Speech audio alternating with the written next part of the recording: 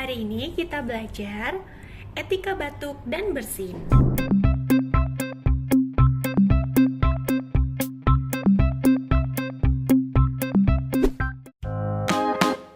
Jika ada temanmu yang batuk seperti ini salah ya, tidak baik. Cara batuk yang baik seperti ini. Tutup mulut menggunakan siku bagian dalam. Jika ada temanmu yang sedang makan lalu bersin seperti ini, jangan ditiru karena ini cara yang salah. Cara yang benar adalah tutup mulut saat bersin menggunakan tisu atau sapu tangan.